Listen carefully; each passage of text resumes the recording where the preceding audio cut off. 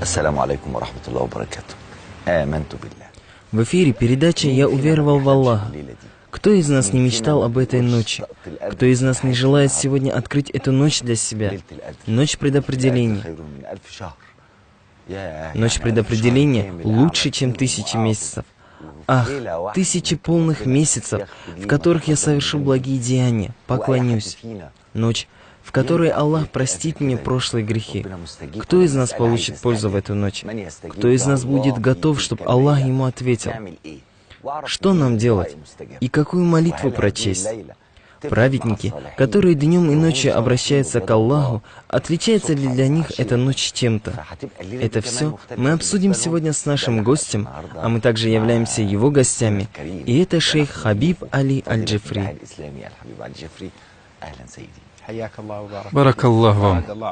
Пусть Аллах дарует нам благо и довольство через подобные времена.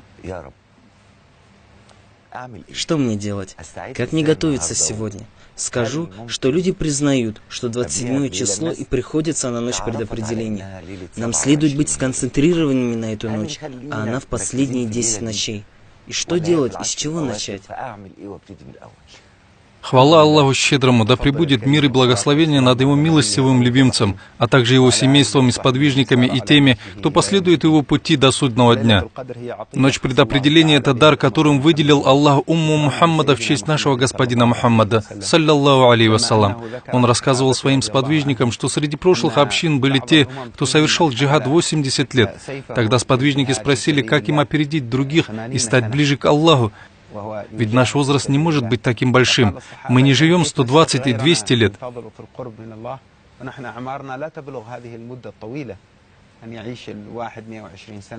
Итак, это время соревнований в близости к Аллаху.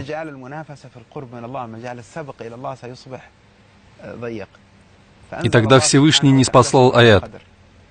Что ты мог знать о ночи предопределения? Ночь предопределения лучше, чем 1000 месяцев. Ведь посланник Аллаха сказал им, что тот человек воевал 1000 месяцев, поэтому снизошел аят «Ночь предопределения лучше, чем 1000 месяцев». То есть искренне обращенный к Аллаху человек найдет в этой ночи то, что соответствует поклонению в 1000 месяцев. Это 83 года или еще больше. Вы спросили меня о том, когда предположительно встречается эта ночь. Это первое, чем поинтересовались. Люди считают, что это 27-я ночь, и это предположительно так, возможно так. Почему? Есть хадисы об этом, но вместе с тем есть множество риваятов об этом. Риваят о 21-й, 23-й, 27-й ночи. Есть и ясный хадис пророка. Следите и ищите ее в первых 10 ночах. Далее есть другой текст о последних 10 ночах, то есть в нечетных числах последних 10 ночей. Есть те, кто говорит о том, что она встречается во всем Рамазане. Есть менее известное мнение о том, что она, возможно, бывает в течение целого года. Здесь возникает вопрос, почему Аллах спрятал ее? Ведь можно было, чтобы Аллах выделил определенное время, и люди бы подготовились для нее хорошо. Говорят, что это сделано, чтобы верующим сохранилась надежда на Аллаха, чтобы он не ограничивал связь с Аллахом определенными сроками. В таком-то часу, в такой-то день я сделаю и потом отвлекусь. Нет, в этом есть божественная мудрость. Второй момент в том, что это состояние поиска и надежды на Аллаха зажигает и развивает в человеке свет познания Аллаха. Каждый раз, когда ты ожидаешь Аллаха, ждешь Его милости, обратился к Нему, попросил Его довольства, свет в твоем сердце развивается. Каждый раз, как ты подумал о том, что Он даст тебе что-то, Он даст. Это развивает в сердце свет обращенности к Аллаху. Это и есть тайна, исходящая от ночи предопределения, от Рамазана, от всех видов поклонения. Это укрепление света Аллаха в сердце.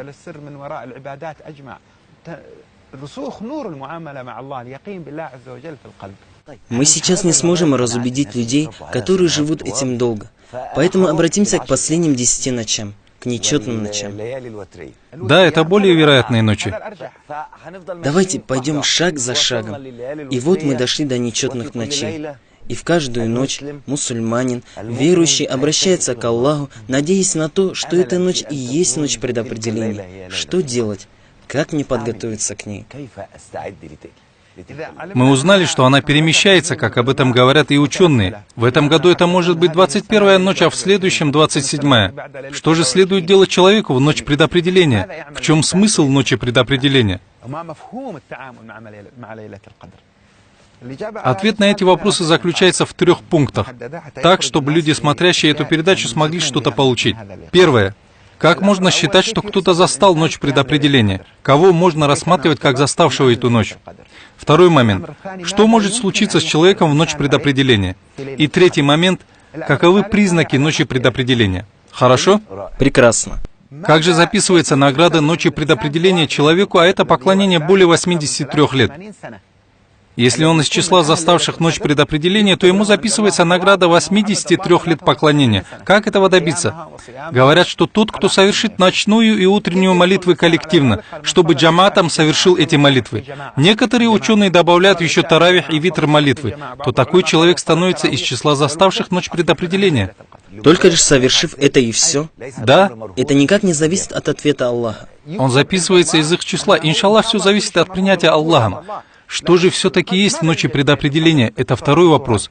Что же просят в ночь предопределения? В ночь предопределения просят вознаграждения, об этом мы говорили. Во-вторых, просят исполнения просьб дуа, потому что эта ночь ближе к исполнению просьб. Здесь можно говорить о смешных историях, которые приводятся людьми в ночь предопределения. Мысли людей связаны с мирским. Они хотят, чтобы что-то было так-то и так-то. Рассказывают историю пожилой женщины, которая стала свидетелем света этой ночи. Она просила у Аллаха зубы, потому что люди смеялись над ней, ибо она не могла правильно говорить. «Дай мне зубы, о Аллах!» И Аллах даровал ей зубы. Люди все равно продолжали смеяться. Ты застала ночь предопределения и попросила только зубы? Хорошо, проси зубы, но также проси то, что достойно просить. Что происходит в ночь предопределения? Получаем ответ на наши дуа. В эту ночь получаем ответ на дуа. Когда дело обстоит так, что же должен человек просить? Нет ничего плохого в том, чтобы попросить из мирского то, что ему необходимо. Но надо просить еще что-то другое, привязать свои надежды и желания к Аллаху. Просить высший рай, фирдаус, прощение грехов. Когда вы просите у Аллаха, то просите Его о рае фирдаус. Второй момент какой был? Дуа принималась. Третий момент в том, что есть определенные уровни людей, которые чувствуют, ощущают свет ночи предопределения. Ибо если мы спросим, что же происходит в ночь предопределения, в эту ночь все врата рая открываются, все врата ада закрываются, все врата небес открываются, ангелам повелевают спуститься на землю. Количество ангелов, которым бывает велено спуститься, бесконечно. В некоторых риваятах говорится, что их больше, чем камни и песок. Это ангелы, которые покрывают людей, они ходят по улицам, связываются с поклоняющимися, обращенными к Аллаху людьми, поэтому начинают чувствовать, что они не одни обращены к Аллаху. Также свет ангелов обращен к Аллаху прямо от земли, рядом с ними. Это те, кто не ослушаются Аллаха и творят то, что им велено. Это то, что случается в ночь предопределения.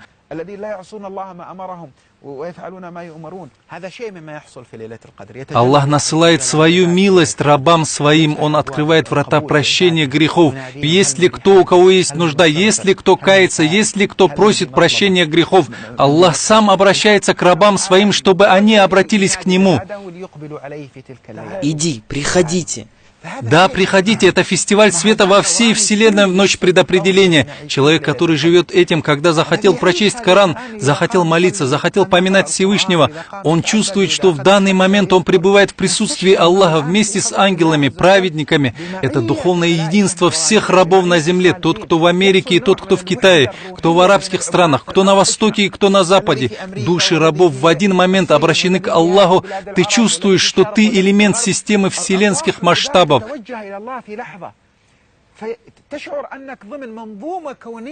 Одним сердцем обращаются к Аллаху деревья, камни, земля, песок, вода, ангелы, праведные джинны. Все обращены к Аллаху. Здесь происходит что-то. Каждый человек чувствует это настолько, насколько очищено его сердце.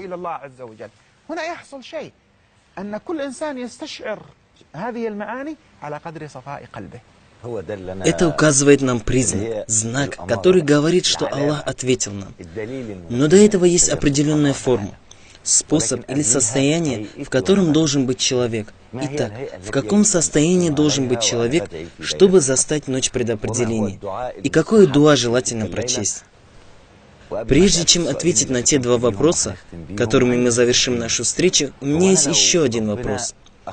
Если бы я был из числа искренних рабов, и Аллах ответил бы мне в эту ночь и простил бы мне 83 года, если даже я не прожил их, а потом я совершил проступок, грех, то есть согрешил, пошел вспять, что случится тогда?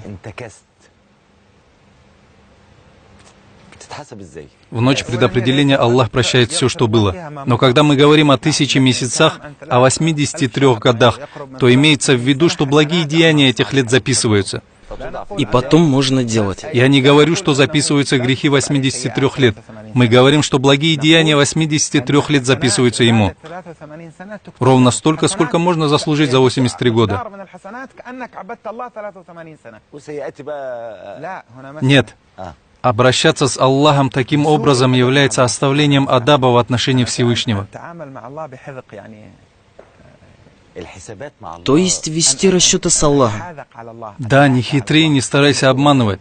Это оставление адаба в отношении Аллаха. Например, я говорю, что буду находиться в поклонении весь месяц Рамазана, и таким образом у меня вознаграждение 83 лет. Потом я делаю все, что хочу. Или совершаю каждый год хадж, а между хаджами делаю, что хочу. Пророк, саллаллаху алейхи вассалам, говорит, кто скажет «Субханаллахи ва бихамди» 100 раз, Аллах простит его грехи, даже если их много, как морская пена. И все, у меня в руках будут четкие, я буду говорить «Субханаллахи ва бихамди», «Субханаллахи ва бихамди». Таким образом, я буду еще лгать, совершать прелюбодеяние, пить спиртное и так далее. Я говорю, что это оставление адаба в отношении Аллаха. Не старайся обманывать Аллаха. Аллаха невозможно обмануть. Никто не сможет издеваться над Аллахом. Посмотри, обещание Аллаха — это истина. Тому, кто поклоняется в ночь предопределения, записывается вознаграждение 83 лет. Но, возможно, одна обида, одно притеснение и боль, которую причиняет он через это притеснение, заслуживает, чтобы все вознаграждение 83 лет ушло. В судный день заберут их у тебя. В хадисе от посланника Аллаха, саллаллаху алейхи вассалам, говорится, что он сказал: «Вы знаете, кто такой банкрот? Банкрот среди нас тот, у кого нет ни дирхама, ни динара». Он сказал: «Банкрот моей умми тот, кто придет в судный день, имея благие деяния размером с горы, подобно делам 83 лет, размером с горы, и в то же время обругав того-то, опорочив такого-то, съев незаконное имущество другого, пролив кровь третьего, ударив еще кого-то, и он отдает из своих благих поступков тому-то и другому, и у него не остается ничего, а люди останутся, и поэтому будут взяты их грехи и брошены ему, а когда закончатся его хорошие поступки, до того, как закончится его отчет, будут взяты их грехи и брошены ему». Пусть Аллах убережет нас от этого. Здесь чаши сравнялись. Хорошо, ты обрадовал меня, а потом опорочил. Так не пойдет. Смотри, если ты застал эту ночь, ночь предопределения, то плодом искренности должно стать оберегание тебя от притеснения других после этого. Этого следует желать. Это не значит, что ты будешь безгрешным и не совершишь ошибок. Как сказано в стихе: «Кто никогда не причинял неприятность, кому принадлежит все благо, Мухаммаду, наставляющему на истину, к которому снизошел Джибриль». Все мы притесняем кого-то, но различие между тем, кто притесняет в состоянии слабости, а потом раскаивается и остается между ним и Аллахом только добро. Это в противоположность тому человеку, который причиняет неприятность за неприятностью и только 2-3 раза совершает благое и говорит, что это перевесит то. Нельзя так обращаться ко Всевышнему, но искренне в отношении Аллаха человек постоянно читает зикр. Искренность должна быть. Например, когда просит того, кто совершил хадж, сделать что-то, он говорит: «Нет, эти руки прикасались к Каабе, и они не прикоснутся к греху, спиртному». Почему? Потому что в хадже есть смысл возобновления отношений с Аллахом. Это не просто стерка, которой стираются все грехи, чтобы потом снова записывать их. Это и есть ночь предопределения, поэтому мы призываем людей совершить коллективно все молитвы и таравихи, чтобы получить награду 83 лет. Мы также просим взглянуть на ночь предопределения не как на возможность заслужить эту награду, а как на возможность почувствовать красоту связи со Всевышним Аллахом. Говорят, что из признаков ночи предопределения, будь она сегодня или в другой день, является умеренность. Будет не жарко и не холодно. В дневное время солнце не будет так печь, не будет сильной жары. Некоторые праведники говорят, что это из-за наличия огромного количества ангелов. В общем, перед этой ночью солнце утром, днем не будет печь сильно. Также упоминаются другие признаки.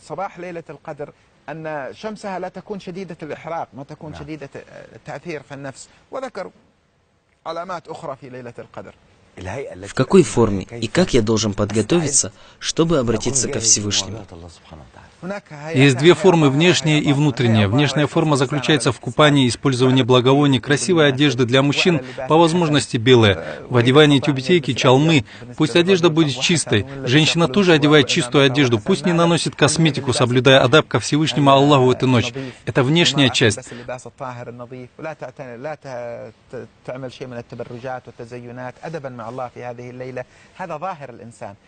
Пусть наладит родственные связи и пусть не ложится спать, разрушив родственные связи. Такой человек проклят, даже если умрет внутри Каабы. У него не принимаются пост, молитва, ему не прощаются грехи, пока он не наладит родственные связи.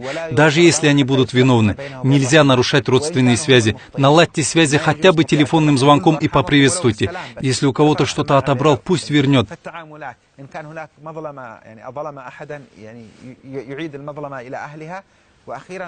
Далее внутренняя форма. Это чистота сердца. Нет ничего стоящего в мире, чтобы твое сердце было злобным, питающим ненависть, вместо того, чтобы получить пользу в эту ночь от молитв. А ты занят тем-то и тем-то, перешагни это все. И если кто-то обидел тебя в имуществе, чести, пусть эта обида не дойдет до твоего сердца и не наполнит его злобой и ненавистью.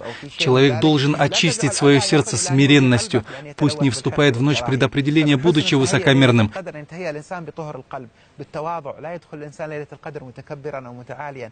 Не думай, что ты, находясь в молитве в эту ночь в Каабе, в Медине, в Египте или еще где-то, будучи вознагражденным Аллахом этой ночью, не думай, что ты лучше кого-то, кто грешит в эту ночь.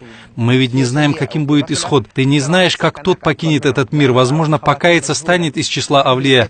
Ты не знаешь, каков будет твой исход.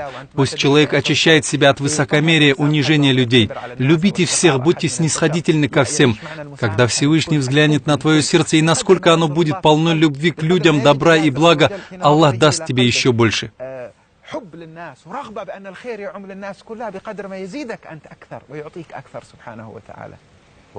Последний вопрос, который хотел задать. Дуа. Я попрошу вас прочесть ту ночь дуа за нас, и мы все будем говорить «Аминь». Аллах очистит сердце того, кто говорит «Аминь», обращается к Аллаху с искренними намерениями и нас всех вознаградит. Из-за бараката одного из них Аллах может нас всех вознаградить, иншаллах. Наша госпожа Айша, рази Аллаху анха, спросила пророка, саллаллаху алейхи вассалам, что делать, если я застала ночь предопределения? Это означает, что человек как-то почувствует ночь предопределения. Он ответил, ты скажи, о Аллах, ты прощающий, любящий прощения, прости меня. Давайте все прочтем дуа.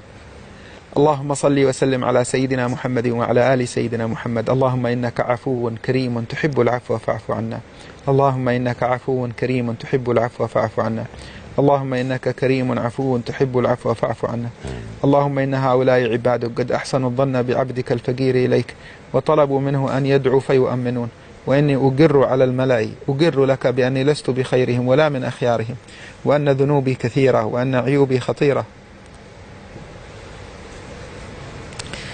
وإني مقر لك بتلك الجريرة ولكن يا سيدي ويا مولاي يا من وضعت في قلبي أنوار لا إله إلا الله نسألك بأنوار هذه الكلمة أن تغسل قلوبنا وتطهرها وتذهب عنها أمراضها ورانها الذي قد حاط بها اللهم تب علينا توبة نصوحا طهرنا بها جسما وقلبا وروحا اللهم اغفر لنا ما قدمنا وما أخرنا وما أسررنا وما أعلنا وما أنت أعلم به منا أنت المقدم وأنت المؤخر لا إله إلا أنت اللهم إنا عبادك وأبناء عبادك وإمائك نواصينا بيدك ماض فينا حكمك عدل فينا قضاؤك نشهد لك بالوحدانية ونشهد لنبيك بالرسالة ونقر بما كان منا من الإساءة ومن المعصية ومن الغفلة ومن الإعراض وليس لنا رب غيرك فنلجأ إليه وليس لنا مولى سواك فنقر بين يديه نرفع إليك أكف الضراعة طالبين منك نظرة إلى قلوبنا اللهم تب علينا توبة نصوحا طهرنا بها جسما وقلبا وروحا إلهنا وسيدنا ومولانا إن لك في كل ليلة من ليالي شهر رمضان عتقاء وطلقاء ونقذاء وأسراء وأجراء وأمناء من النار فاجعلنا اللهم والحاضرين والمسلمين من عتقائك وطلقائك ونقذائك وأسرائك وأجرائك من النار اللهم إنا نسألك رضاك والجنة ونعوذ بك من سخطك والنار. اللهم إنا نسألك الفردوس الأعلى من الجنة بغير سابقة اختبار ولا امتحان. اللهم استرنا بسترك الجميل واجعل تحت الستر ما تحب. اللهم اجعل سريرتنا خيرا من علانيتنا واجعل علانيتنا صالحة. اللهم إن لنا حاجات أنت أعلم بها، منها ما نعلمه ومنها ما لا نعلمه، فنسألك يا قاضي الحاجات أن تقضي حاجاتنا. من كان مذنبا فاغفر ذنبه، ومن كان مسيئا فرده إلى الإحسان، ومن كان جائعا فأطعمه، ومن كان عاريا فاكسه، ومن كان مشردا فآوه، ومن كان ضالا فاهده، ومن كان مسيئا فأحسن إليه وارزقه الإحسان. اللهم انظر إلى قلوبنا وإلى أهلينا وإلى ذرياتنا يا خير من نظر إلى عباده. اللهم وانظر إلى بلداننا نظرة من عندك تصلح بها في بلادنا وبلاد المسلمين والعالم الذي نعيش فيه ما فسد، وتطهر باطن الروح وطاهر الجسد. اللهم هيئ لنا أمر رشد يعز فيه أهل طاعتك ويتاب فيه على أهل معصيتك. اللهم ول علينا خيارنا ولا تول علينا شرارنا.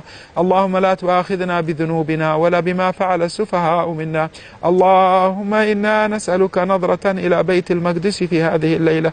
اللهم إنه حرم مسرى نبيك ومحط أنبيائك ورسلك، فاحفظ المسجد الأقصى. اللهم احفظ المسجد الأقصى وارزقنا الشهادة في ساحته منتصرين مقبلين غير مولين يا رب العالمين.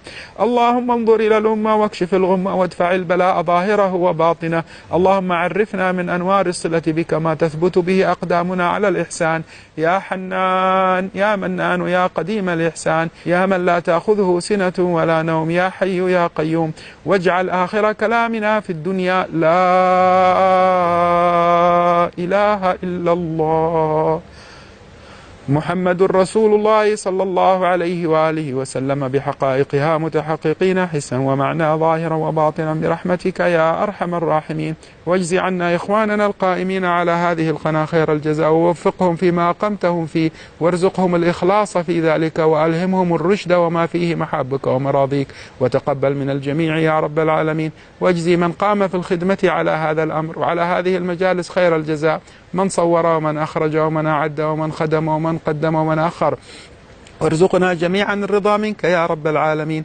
وصل اللهم وسلم وبارك على حبيبك المصطفى ونبيك المجتبى سيدنا محمد، صلاة تجمعنا به في الدنيا والآخرة، وتجعلنا من المحبوبين عنده ومن المجاورين له في الجنة، ومن الواردين الشاربين من حوضه ومن كفه الشريف، ومن المستظلين تحت لواء الحمد المجموعين به تحت ظل العرش، وفي الفردوس والأعلى في جواره يا رب العالمين. وآخر دعوانا أن الحمد لله رب العالمين. الفاتحة.